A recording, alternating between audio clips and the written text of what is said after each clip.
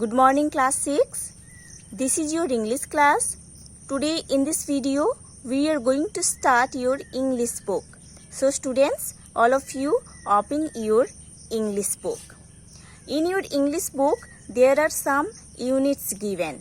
Under each unit there are some chapters given. Under each unit 3 or 4 chapters given.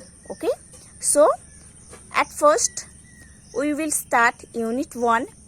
Before going to study the main chapters, those are given under unit 1, we have to study the starter kit given here. Okay, given in unit 1 we have to study the starter kit. So students, let's start read.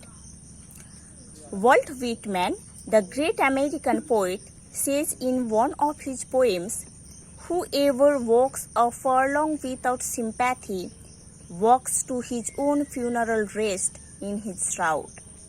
Now read this poem with your partner and think of a suitable title for it. There is a poem given and the title of this poem is not given here. You have to study the poem properly. Then you have to give a suitable title here for this poem. Okay, so let's read the poem. A plump little girl and a thin little bird were out in the meadows together. एक छोटी सी लड़की और एक पतला सा छोटा सा bird दोनों साथ में एक meadows में था. Meadows means what? Meadows means grassy land. Okay, this is the meadows. So एक छोटी सी लड़की और एक पतला सा छोटा सा बर्ड दोनों साथ में एक meadows में था. How cold that poor little bird must be without any clothes like mine, said she. इस बाड़ को देखकर इस छोटी सी लड़की बोल रही थी, इस छोटा सा बर्ड को कितना ठंडा लग रहा होगा क्योंकि इसके पास मेरे जैसे कपड़ा नहीं है. ठीक है, ये छोटी सी लड़की इस बाड़ को देख के ये बोल रही थी कि इस छोटा सा बर्ड को कितना ठंडा लग रहा होगा क्योंकि इसके पास मैं जैसे कपड़ा नहीं है. Although it is sunshiny weather, but ये वेदर सनशाइन वेदर था. ओके, ये वेदर कोल्ड वेदर नहीं था, सनशाइन वेदर था. फिर भी ये लड़की इस बाड़ को देखकर सोच रही थी, बर्ड्स के बारे में सोच रही थी कि इस छोटा सा बर्ड को कितना ठंडा लग रहा होगा क्योंकि इसके पास तो कोई कपड़ा नहीं है.